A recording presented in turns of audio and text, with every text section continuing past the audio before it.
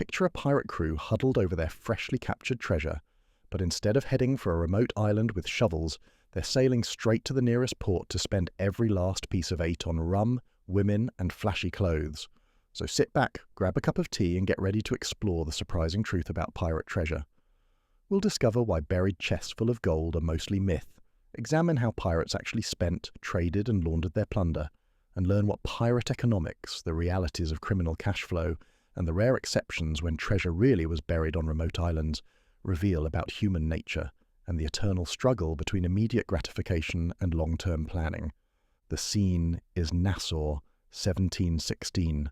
A successful pirate crew has just docked after capturing a Spanish merchant vessel loaded with silver coins. Within hours, the waterfront taverns are overflowing with raucous pirates buying rounds for everyone. The brothels are doing record business, and merchants are eagerly selling overpriced silk shirts and fancy pistols to men who haven't had money in months. By the end of the week, most of the crew will be broke again, signing up for another cruise in hopes of another score.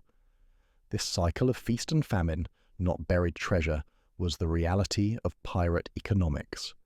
To understand why pirates rarely buried their treasure, we must first grasp the harsh economic realities of their lives.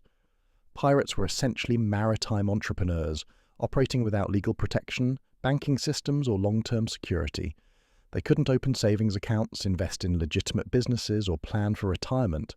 Their entire economic existence was cash-based, immediate, and fraught with danger. Every piece of eight they earned came with the knowledge that they might be dead before they could spend it. The share system that governed pirate plunder distribution encouraged immediate spending. After a successful capture, the quartermaster would oversee the division of spoils according to the ship's articles. The captain typically received 2 shares. Skill positions like the carpenter or surgeon got 1.5 shares, and ordinary crew members got 1 share each. But these shares were distributed immediately after the prize was taken and the goods were sold. There was no central treasury, no savings plan, no deferred compensation. Consider the practical challenges of being a pirate with money. You couldn't deposit it in a bank. Banks didn't serve outlaws. You couldn't buy property in your own name. You were a wanted criminal. You couldn't send money home to family. That would reveal their location to authorities. You couldn't even carry large sums safely. Your own shipmates might murder you for it. The only rational choice was to convert abstract wealth into immediate pleasure and necessary supplies. Port cities that welcomed pirates understood this dynamic perfectly. Places like Nassau in the Bahamas, Port Royal in Jamaica, and later Madagascar became economic ecosystems built on rapid pirate spending. Tavern keepers charged pirates double or triple normal prices knowing they'd pay. Prostitutes could earn more in a week when a pirate crew arrived than in months serving regular sailors. Merchants stocked luxury goods specifically to appeal to pirates flush with cash. The types of spending pirates engaged in reveal much about their values and circumstances. Alcohol topped the list, not just for pleasure but as a form of social currency. Buying rounds for shipmates reinforced bonds and status. A pirate who hoarded his money while others bought drinks would find himself isolated and possibly targeted. The communal nature of pirate crews extended to communal spending, especially on drink. Gambling consumed enormous amounts of pirate wealth. Card games, dice, and other forms of wagering offered excitement between cruises and the possibility of multiplying wealth quickly. Of course, they more often resulted in losing everything just as quickly.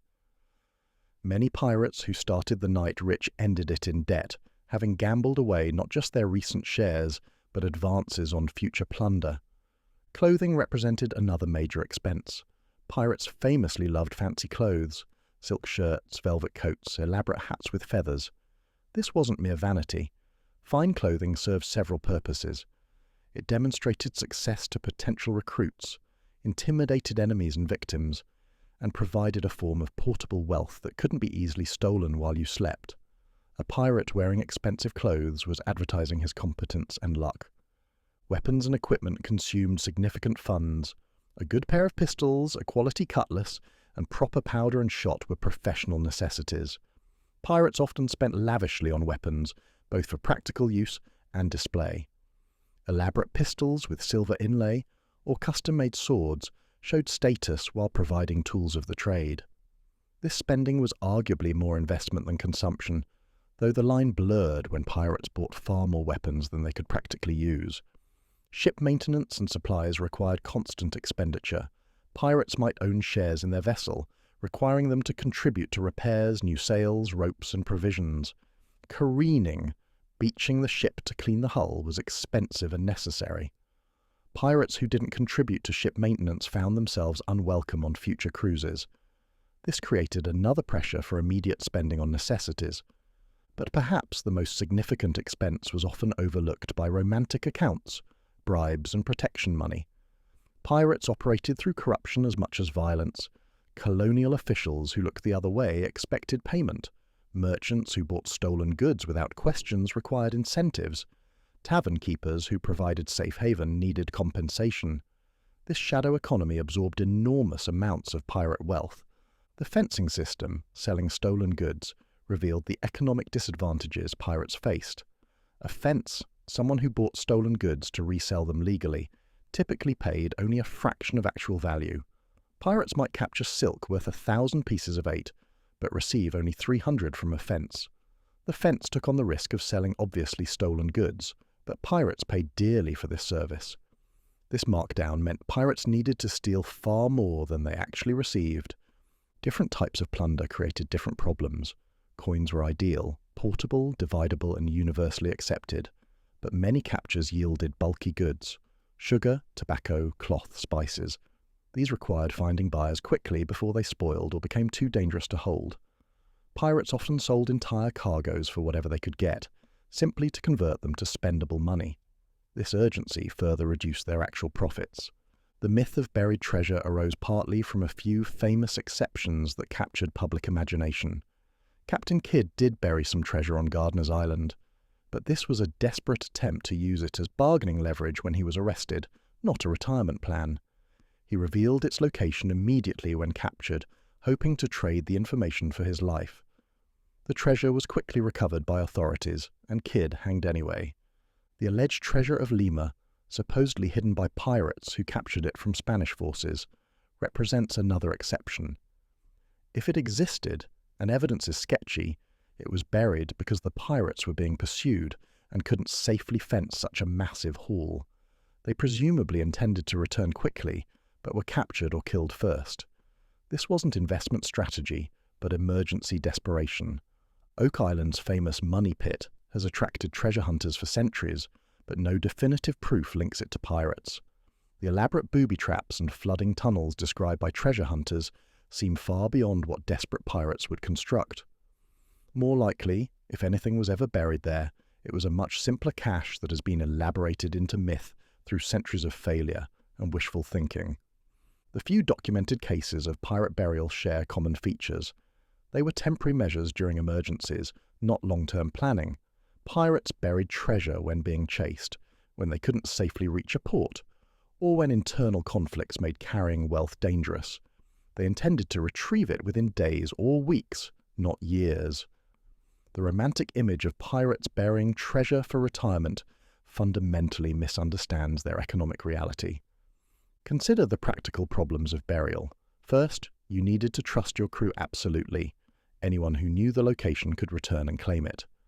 Second, you needed distinctive landmarks that wouldn't change, easier said than done on shifting Caribbean islands. Third, you needed to survive to return, not guaranteed in a profession with high mortality. Fourth, you needed to keep the location secret while probably drunk in port, nearly impossible. Even if a pirate successfully buried treasure and kept the location secret, retrieval posed enormous challenges. Returning to the same island required a ship and crew who would expect shares of whatever was recovered. Landmarks changed, trees fell, storms reshaped coastlines, settlements expanded. Other pirates or locals might accidentally discover caches. The longer treasure remained buried, the less likely successful recovery became. The economic irrationality of burying treasure becomes clear when we consider alternatives.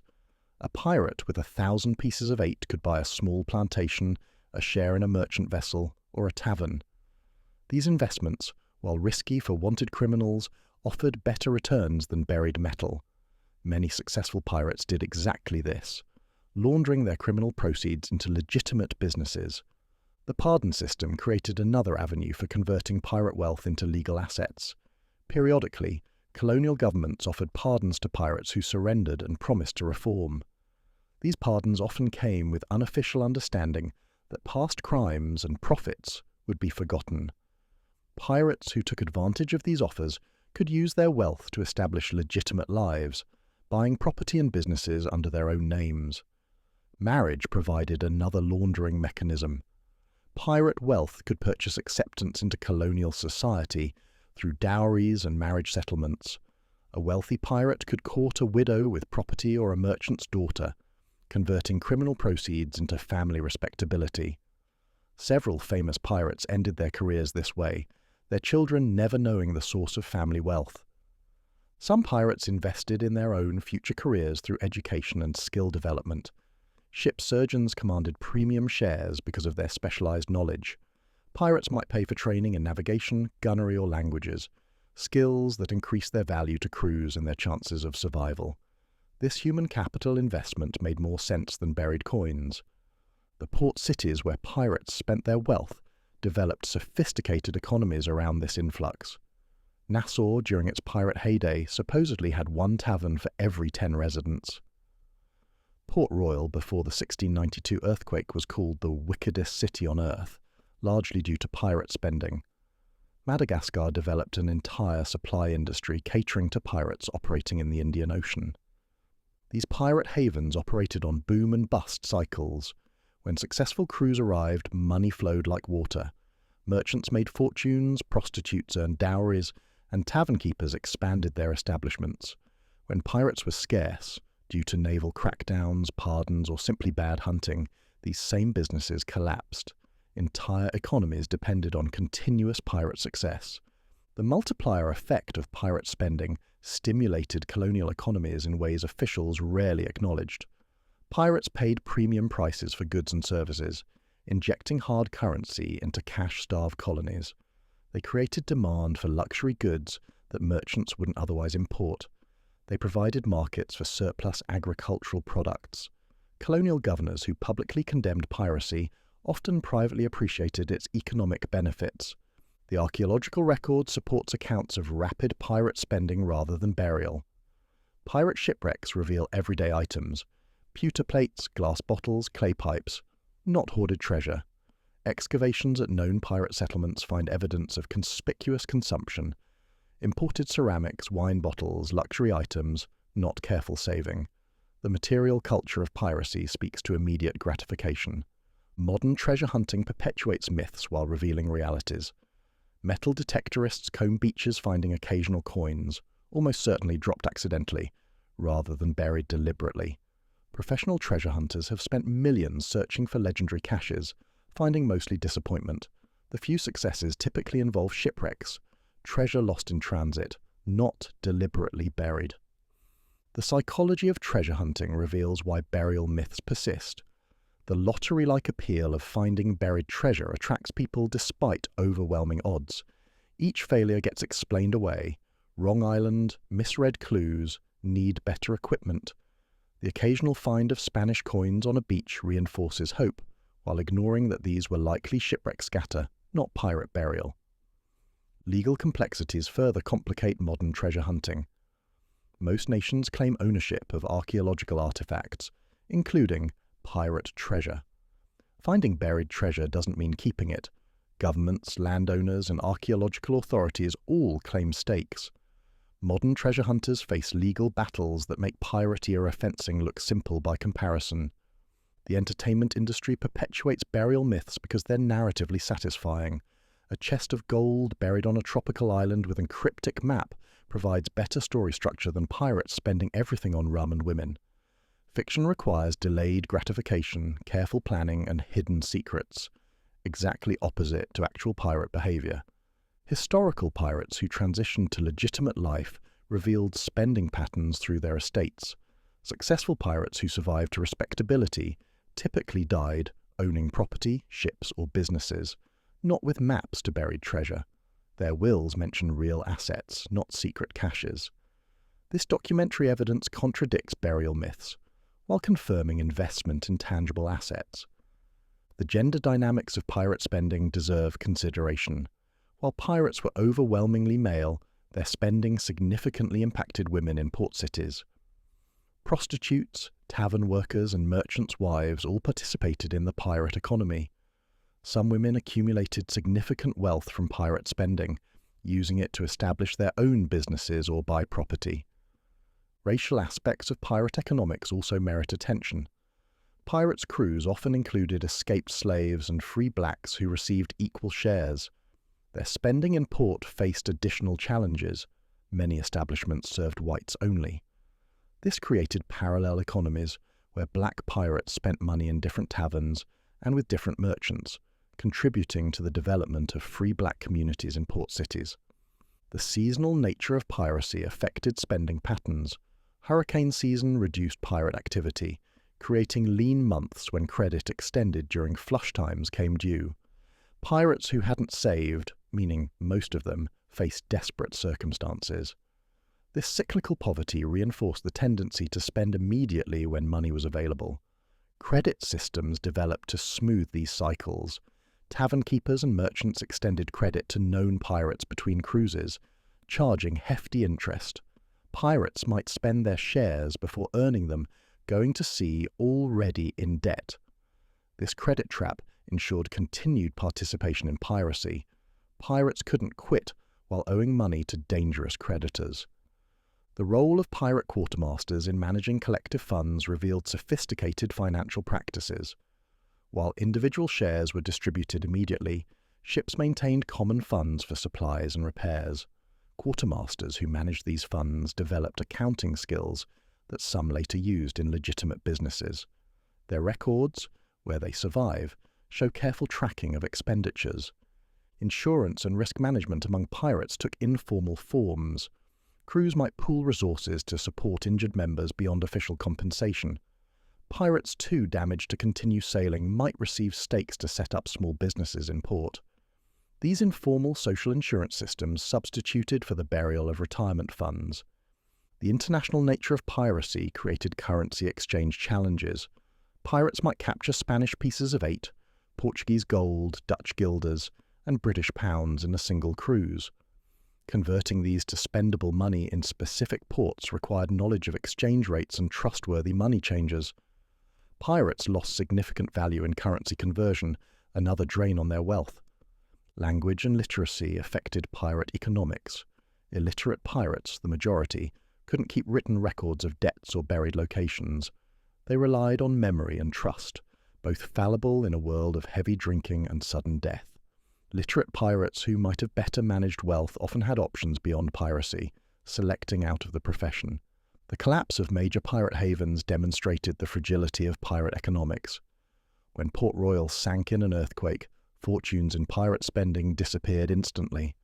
When colonial authorities finally cracked down on Nassau, the entire economy collapsed.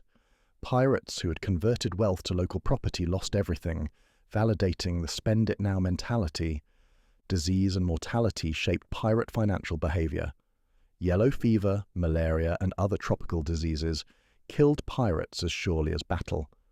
Venereal diseases from port spending created long-term health costs. The rational pirate, knowing these risks, spent money on immediate pleasures rather than uncertain futures. This wasn't short-sightedness, but realistic assessment of life expectancy. The transformation of successful pirates into colonial elites revealed paths beyond burial. Henry Morgan became Lieutenant Governor of Jamaica, using pirate wealth to purchase respectability. Many lesser-known pirates bought small plantations or merchant vessels, laundering criminal proceeds through legitimate investment. Their success required avoiding the burial mentality in favor of strategic spending. Comparison with other criminal economies reinforces patterns. Highway robbers, smugglers, and other early modern criminals showed similar spending patterns: immediate gratification, conspicuous consumption, inability to save. The challenges of managing illegal wealth transcended specific criminal occupations. Pirates weren't uniquely bad at financial planning. They faced uniquely difficult circumstances. The mythology of pirate treasure maps deserves particular debunking. No authentic pirate treasure map has ever been found. The elaborate maps with X marking the spot, cryptic clues, and careful measurements exist only in fiction. Real pirates who needed to record locations, itself rare, use simple descriptions referencing landmarks, not elaborate cartography they couldn't create. Modern economic analysis of piracy reveals rational behavior within constraints. Pirates spent immediately because they faced high mortality, lack of banking, and social pressure. They invested in status goods because reputation affected recruiting and intimidation. They paid high prices for goods and services because their illegality created sellers' markets. Far from irrational, pirate spending represented optimal choices within severe limitations. The legacy of pirate economics extends beyond treasure hunting. Pirates demonstrated how excluded populations create alternative economies. Their spending patterns showed how discrimination from formal financial systems shapes behavior. Their port city havens presaged modern offshore financial centers. Understanding pirate economics helps understand modern informal economies. As we conclude this examination of pirate treasure myths and realities, it's worth reflecting on why burial stories persist despite overwhelming evidence of immediate spending. The myth satisfies deep human desires for hidden wealth, for clever planning, for justice that rewards the persistent searcher. Reality, that pirates spent everything on temporary pleasures, seems unsatisfying by comparison. Yet the reality reveals more interesting truths than the myth. Pirates created vibrant economies in colonial backwaters. They demonstrated human resilience in creating financial systems without institutional support. They showed how marginalized people build communities through shared consumption. Their spending, wasteful as it might seem, built social bonds that enabled survival in hostile environments. The absence of buried pirate treasure shouldn't disappoint but enlighten. It reveals pirates as human beings responding rationally to impossible circumstances, not romantic figures planning elaborate schemes. They chose community over accumulation, experience over investment, present certainty over future possibility. These choices reflect not moral failure, but economic reality. Modern treasure hunters will continue searching, driven by dreams of buried chests. Metal detector hobbyists will continue finding occasional coins, fueling continued speculation. Fiction will continue portraying pirates bearing treasure because it serves narrative needs. But history shows pirates spending their treasure as fast as they stole it, converting criminal proceeds into fleeting pleasures and necessary supplies. The true treasure pirates left behind wasn't gold in the ground, but economic innovation above it. They created markets, stimulated trade, and demonstrated alternative financial arrangements. Their ports became laboratories for multicultural exchange and economic experimentation. Their spending, however wasteful, funded cultural development in colonial peripheries. Today's financial criminals face similar challenges with different solutions: offshore accounts, cryptocurrency, complex laundering schemes, but the fundamental problem remains: how to convert illegal wealth into usable assets. Pirates solve this through immediate consumption. Modern criminals seek more sophisticated solutions, but the basic challenge that prevented pirate treasure burial persists. In the end, the myth of buried pirate treasure tells us more about ourselves than about historical pirates. We want to believe in hidden wealth awaiting discovery because it promises escape from economic constraints. We want pirates to have been clever planners because it makes better stories than desperate spenders. We search for treasure that was never buried because the search itself satisfies something deep in human nature. The reality that pirates spent their loot immediately on rum, women, and status symbols may seem mundane, but it reveals profound truths about human behavior under extreme conditions.